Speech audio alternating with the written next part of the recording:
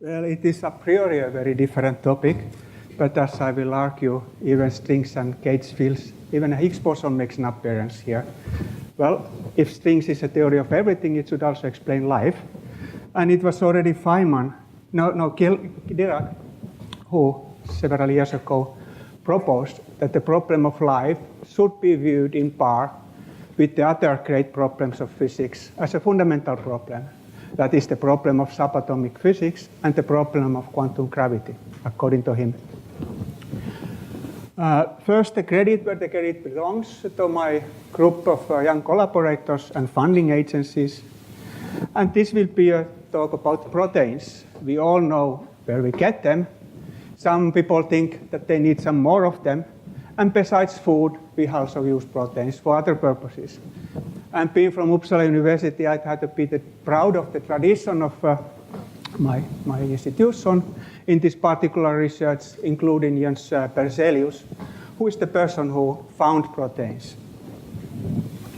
I'm not going to tell you very much about how proteins relate to the genetic code, and I will not tell you much about proteins' function, except that saying that proteins are the machines that sustain all life activities, all metabolic activities in living organisms are due to proteins, including those that make proteins.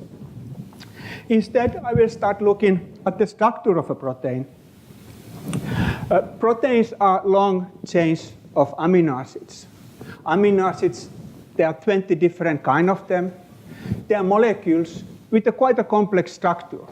And you may think that if you take this kind of an amino acids, you stack them together in a long line, you consider that it interacts with the water in a very complicated manner, you'd start to doubt there could be any kind of elegance that would appear to theoretical physics that could possibly come out from proteins.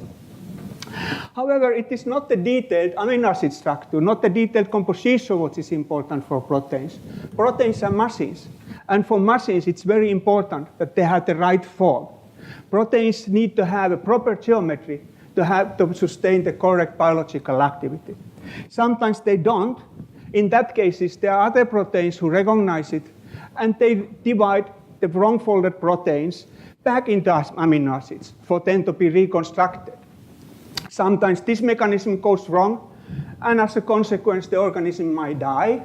If it doesn't die, many diseases can fall. For example, Alzheimer's disease, mad cow diseases, about half of cancers are understood to be consequences of proteins that have been misfolded. The cost to the society, not to count the enormous suffering of individuals, is enormous at the moment. Simple diabetes 2 costs around $450 billion US dollars at the moment, and it's supposed to be doubled by the next 10 years. In addition, the proteins are also relevant for understanding how bacteria and viruses function and how to eliminate bacteria and viruses. We can't go much further with antibiotics, and it's difficult to find methods to attack diseases like SARS and MERS. But maybe if we learn how to fold correctly proteins that cause Alzheimer's, we may also dream about causing Alzheimer's to bacteria and viruses. And there's a lot of space here for the real-life Gordon Freemans to try to save the planet. So no surprise that the study of proteins is really the holy grail of biochemistry. There are enormous resources that go to study proteins and their structure and to understand how they function. Mostly the processes at the level of informatics. To decode DNA at the moment is routine, standard, fast, and cheap. We know about 80 million different DNA structures that are the instructions for making proteins, and the number is growing, in fact, a super exponential rate. At the same time, the structure of the proteins involved is much more difficult to find. Protein structure resolution is time-consuming, expensive, and often doesn't work, and the growth is only a linear rate. There are, however, around 100,000 crystallographic structures that we know. Each result at the price of around $100,000 US dollars. So you can see that the enormous human capital that goes into public data banks, like the protein data bank. But we have here an enormous gap between the structure and the information. And the only tool to close this gap would be to develop theoretical methods. Let me show an example and a challenge that we face here. An example, what we want to do is to develop an energy functions that would allow us to computationally resolve the shape structure of a protein. An example could be the myoglobin. That is the protein in your body that gives the meat the red color. The more myoglobin, the more red the color of the meat. It is not called the hydrogen atom of the protein folding research because there are over 1,000 hydrogen atoms, including about 1,000 other atoms in a myoglobin. But you may call it the paradigm. It was already posed by Levinthal several years ago to be a challenge in the community to show how myoglobin falls. It is known experimentally that it falls via sequential and helical intermediates. But theoretically, the description of a myoglobin folding or the folding of proteins in general remains a challenge. About 15 years ago, IBM decided that they will solve the problem of protein folding by developing a computer unlike any other computer available. The protein folding problem was a stated goal of the blue gene development process. About 15 years ago, you could look at journals like Science and Nature, and you could see many articles there how scientists are now going to solve the protein folding problem and cure diseases from cancers to Alzheimer's. It didn't work quite that way, and at the moment it's recognized that supercomputers are not sufficient to tackle the problem. Instead, the development is now at the level of special purpose circuits, developed from the circuit level on, to solve the problem of protein foldings, to really, at the hardware level, to model the way how proteins fold. In particular, the most effective computer is called Anton, developed in the Shaw Research Laboratory. It's a private institution funded by David Shaw, who has the same personal resources as Simon's, but he puts all of them to develop special purpose computers to tackle the protein folding problem, and now acts as the chief scientist of his institution. How far can we go in the problem of protein folding? The way how the problem is folded and how these processors are built is to solve the Newton's equation with an energy function that describes all possible interactions between all possible atoms, including those in the protein and in the surrounding water. One writes an energy function where one has the covalent bond oscillation terms, one has the bending terms for the proteins between the different atoms, one has the van der Waals interactions, the electromagnetic interactions, including all the atoms in the system. These equations, then Newton's equation, one then tries to solve using numerical simulations.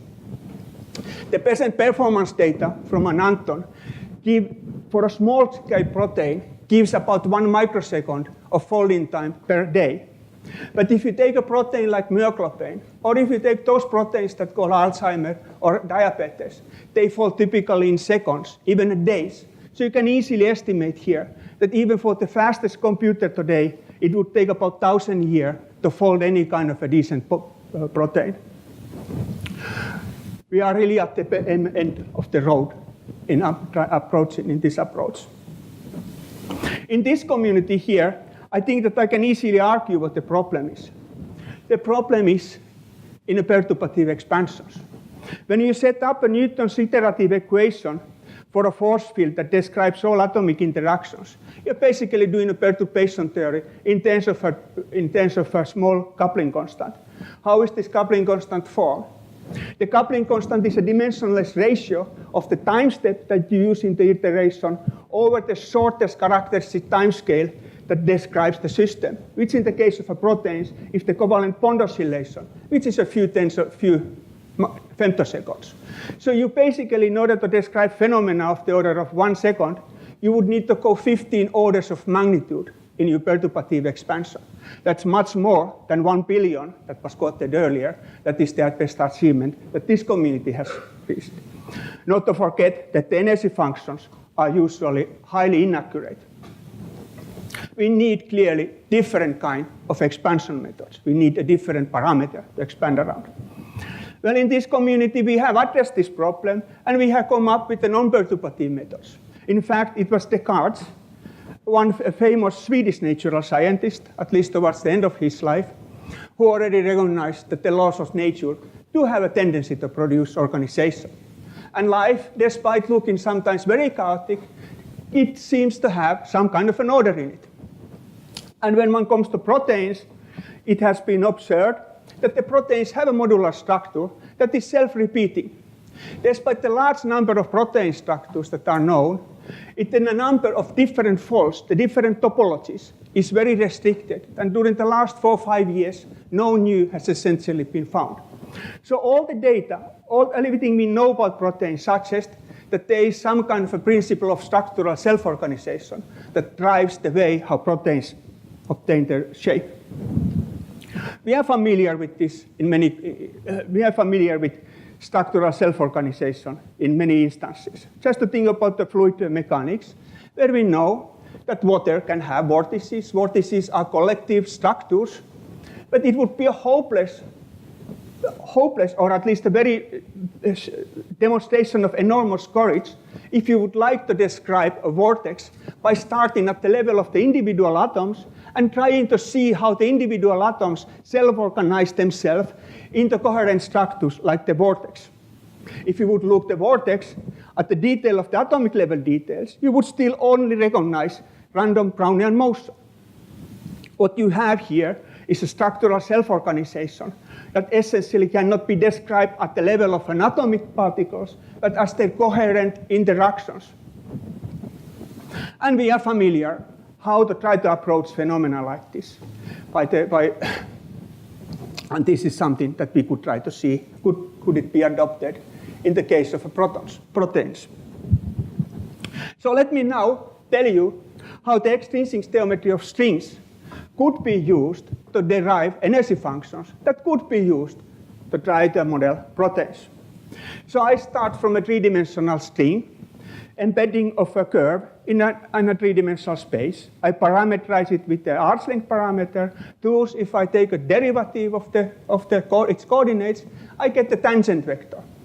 If I take additional derivatives, I get the normal vector, and I get the binormal vector. I get an orthogonal triplet at each point of the curve. I can also compute the curvature, the way how the string bends, and the torsion, the measure of non-planarity in the string. This is 150-year-old differential geometry a la Frenet. Alternatively, if I know how a curve bends, how a curve twists, I can write the Frenet equation, and I can compute the shape of the curve. Thus, if I look for energy functions for a string-like configurations, the natural quantities to look at would be the curvature and the torsion. However, in this construction, only the tangent vector is intrinsically related to the curve. The normal vector and binormal vector are just a frame on the orthonormal plane of the string. I should be able to have an energy function that doesn't really care how I rotate the normal vector and binormal vector. There has to be an invariance under the rotation of the normal and binormal vector that cannot have any effect on the energy of the curve. So I may ask myself, what happens if I rotate the normal vector and binormal vector into some other orthonormal pair, say E1 and E2, by some angle eta? What I find, if I substitute the Frenet equation, that the curvature essentially becomes promoted into complex scalar, and the torsion becomes shifted by the gradient of the angle. I could generalize this and rotate the whole triplet along the curve. That would give me an SU2 symmetry. But I will restrict myself here to just looking for coordinate transformations in the normal plane. Here we recognize the transformation laws of an abelian Higgs multiplet. So abelian Higgs multiplet is the natural set of variables if I want to describe a string and its energy in a manner which is independent of the way how I introduce coordinate system on the normal plane. And I don't think that there is anyone in this room who would disagree with me that if I have an abelian Higgs model, Higgs multiplet, there is only one Hamiltonian I can write. The only Hamiltonian I can write would be the abelian Higgs model Hamiltonian. Thus, I introduced the abelian Higgs model Hamiltonian as an NSE function to describe and model strings in a three-dimensional space. But I am here in odd dimensions, so in addition, I can introduce a Chern-Simons there. In 3 dimensions, Chern-Simons is ADA, 5 dimensions is ADA, so in 1 dimension, it is just A. And this is very, very good to have, because we know that the proteins are right-handed chiral. So the NSE function, the only NSE function, the unique NSE function that I can have, at least at this order of derivatives of the field, would be an abelian Higgs model, augmented with the Chern-Simons there. There is also another perspective to see why this NSE function should be somehow unique. And that comes from the integrable models. Namely, if I combine the curvature and torsion in the complex variable and I substitute in the Hamiltonian, I find out terms that I identify as terms that appear in the integrable hierarchy of the nonlinear Schrödinger equation. Nonlinear Schrödinger equation, an integrable model, is very kind to us in its structure in that it supports topological solitons. Let's see what these solitons could mean in terms of strings. If I just look first for the equation for the curvature, I recognize here the equation of motion of the lambda 5 theory, and the solution is the kink. A kink has the profile of hyperbolic tangent. It is a configuration that tunnels from one ground state to another. In particular, when it goes from one ground state to another ground state, there is a point where it vanishes. If the curvature vanishes, that is a point where I cannot introduce a framing. The definition of the Frenet framing on that point fails. If I look what happens in the case I have a planar curve, if I have an inflection point is the point where the curvature vanishes. If I look for the normal vector, in the case of a plane curve, in the inflection point, the normal vector flips discontinuously from one side of the curve to the other side of the curve. That's a discontinuous deformation. There is no way how by continuous deformations I would ever be able to remove an inflection point in the case of a plane curve. Thus, in the case of a plane curve, an inflection point is a topological invariant. In the case of curves that are non-plane curves, it is a little more intricate, but the basic concepts here persist. This is something that Arnold studied and called perestroikas. So how does a curve look if I have a soliton? If I take the equations of motion from my Hamiltonian and I solve for both the curvature and the torsion, I find that the curvature up to corrections is essentially double well potential, and the torsion can be eliminated and solved in terms of the curvature. Here I show the profile of a curvature and a generic profile of the torsion, and if I substitute these two profiles into the Frenet equation, I find a configuration, three-dimensional string, that is a helix loop helix motifs. This is the kind of a motifs that you often recognize in the case of proteins.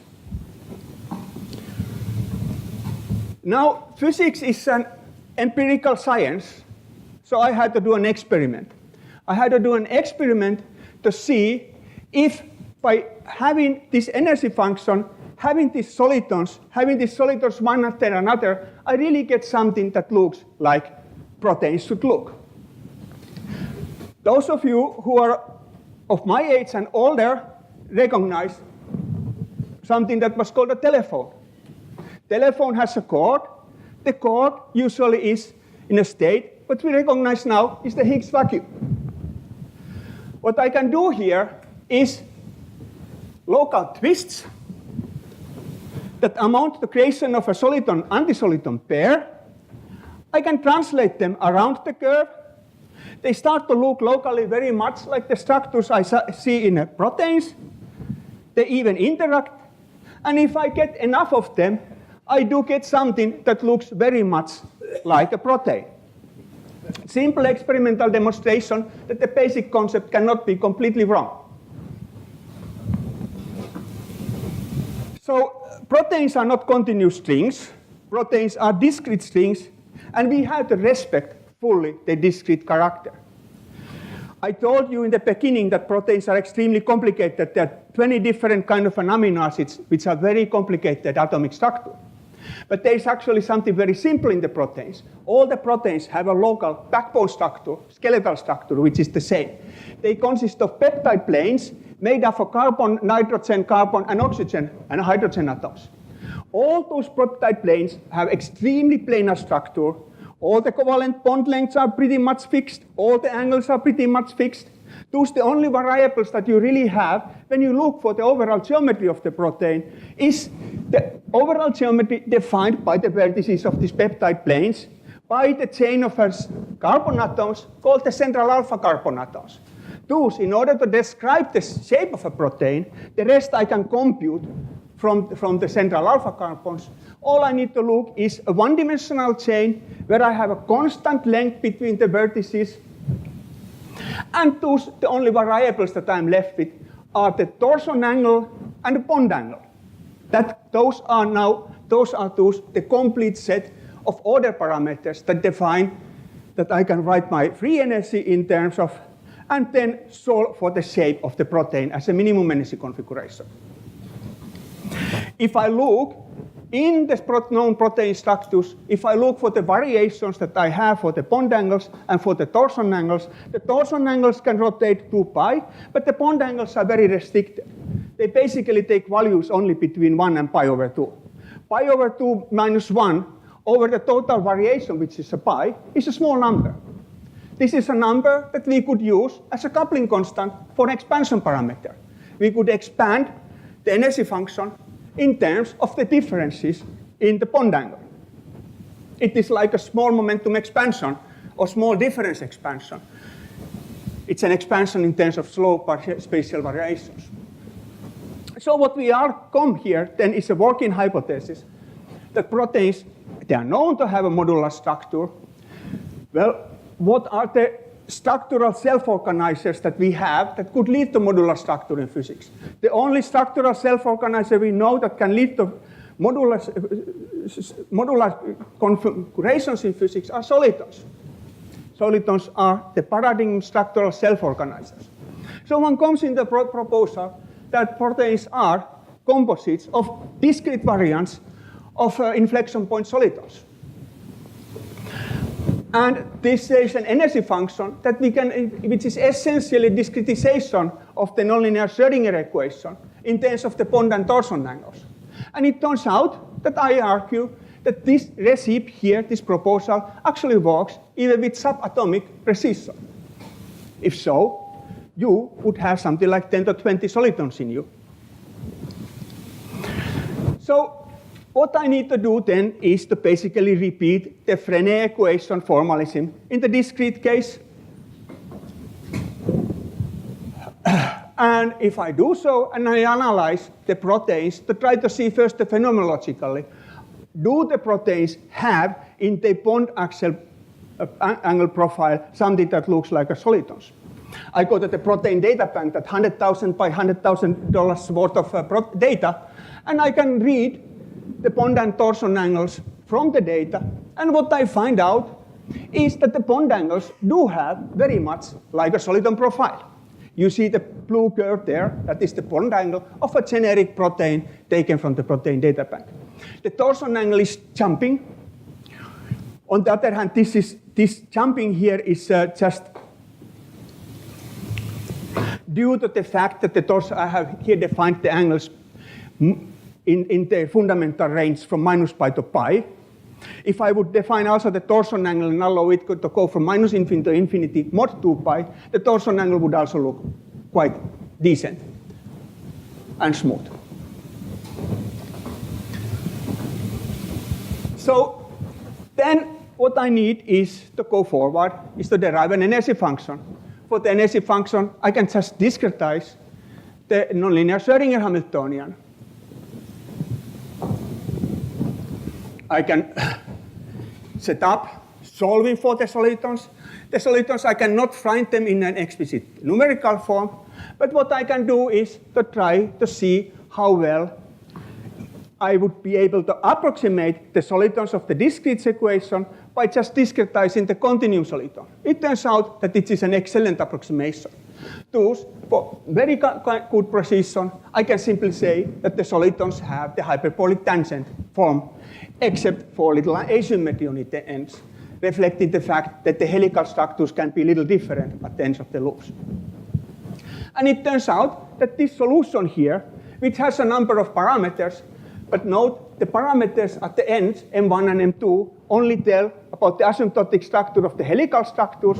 C is a parameter that tells about the length of the solitons. Everything else is given by a hyperbolic tangent. It works so well that if you look for all the solitons in the protein data bank, you can describe all of them by less than 200 different parameterization of this particular curve, with all their length, with all their structures. So you come out from the classification of proteins in terms of this classification schemes, 1,400, 1,800 or so. You come down to only 200 different soliton profiles, but the profile has the same function form, only the parameters vary. And the parameter number describes all the structures, supersecondary structures, the helix loop structures, with an overall precision which is less than the radius of a carbon atom.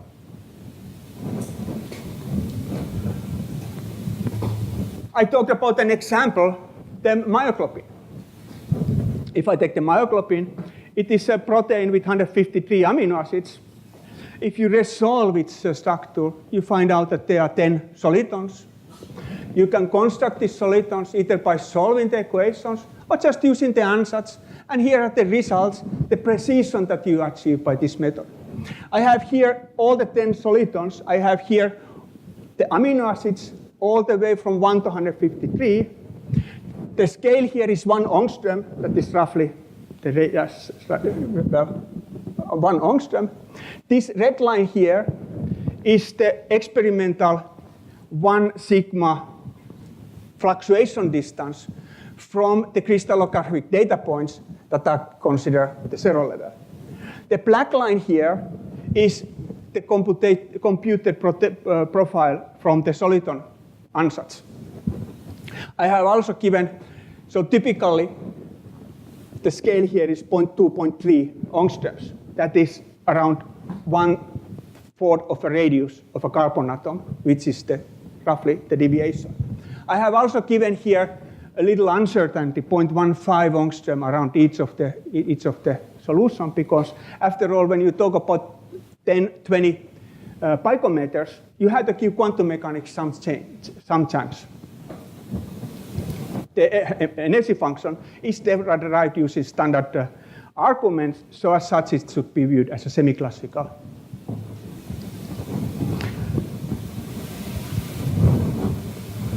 You can then put the motion to the protein. The way to put the motion could be, for example, using the Glauber dynamics. Glauber dynamics is a way to describe pure relaxation dynamics. This should work fine, because the way how proteins are known to fold, they are known to fold by so-called small proteins fold by Arrhenius law, and large proteins, Arrhenius law is basically local property of the Glauber dynamics. And the way how you can then try to do the simulations is using this laptop. In fact, I use this laptop to do my simulations. And the results in the case of a myoglobin would be that the energy function that I constructed, the energy function that I used to find the solitons, would describe also correctly the dynamics, the way how the protein falls. It would give the correct order of the helix formation. It would give the correct scales of the protein. It would reproduce the original protein within a 1 angstrom root mean square distance. And thanks to the present speed of the Apple computers, it would also give you roughly the correct speed of the life process of protein folding. in vivo, in your body, the protein would fall in 2.5 seconds. With the present generation of laptop computers, we are able to fold it in at 3.5 seconds. So we are roughly correct also in that sense. So in summary, everything that we have done in our research suggests that the folded proteins can be described in terms of the solitons of the discrete nonlinear Schrödinger equation. The energy function is derived from a universal concept. There is nothing else that you can write except higher order derivative corrections. And there are very few of proteins in all life forms, from bacteria, viruses to us. No more than 200 have been identified. And instead of a nanotechnology, it looks like the future is really in the picobiology or picobiophysics.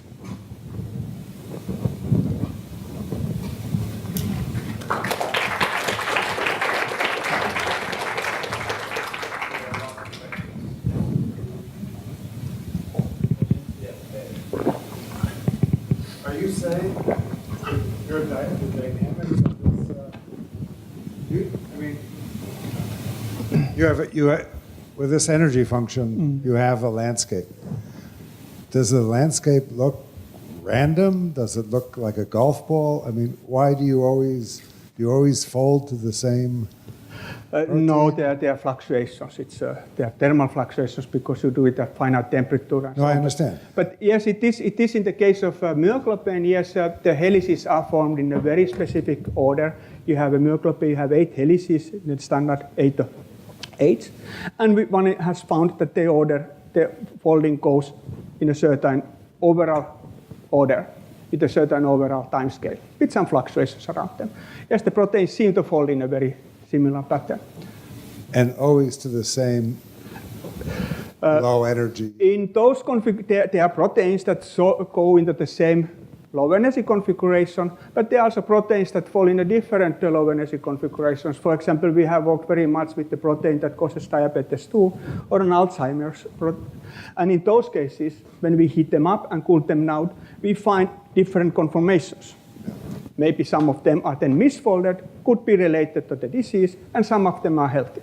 It depends a little on the proteins, but some proteins that tend to are known to sometimes misfold seem to show multiple vacua. That is, you have energy landscape where you have probably very small hills between them, and you can land in the wrong one. Or in the low temperature, you can have a linear combination or some kind of combination of those different vacua. In which case, your protein probably would be unstructured because it would be moving around at finite temperature.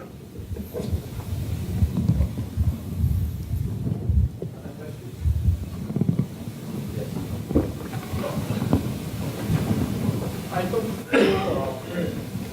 don't feel safe about that. Apart from that curve that you showed, is there any other evidence that shows that, apart from the curve that you show, is there any other evidence that shows this picture is correct? Well, I don't say that this picture is correct. This is the picture that I'm studying, and I'm just finding that it works surprisingly well. I don't claim that it's correct, but it could have some correctness in it. There are these challenges. Have you entered any of these challenges? No, I haven't. It's a different ballgame, little. I can tell you about that. It's a little different ballgame. But, well, I have friends who went there and one could do it, but no. We can find your methods to other things from biology. Well, we are looking for DNA, RNA. We are looking for RNA. RNA could be interesting. That is where but RNA is not quite so self-similar in its structure as proteins. Proteins are more regular. For RNA, probably for its biological function, the shape is not so important as is in the case of a protein. Proteins are really very precise machines who have to have very precise shape in order to function correctly. Right, but people say that the RNA folding problem is much easier. Well, proteins, RNA and DNA are in different phases. Basically, you can say that the strings can have 4 different phases. They can have just, they have a Hausdorff dimension 1, they are rigid chains. They can have a self-avoiding random walk phase. They can be a random walk, or they can be in collapse phase, space-filling phase. RNA and DNA are random walk or self-avoiding random walk. Proteins are in a collapse phase. So the phase structure is different. Collapse phase is more difficult to describe. Okay, so time, let's stop here.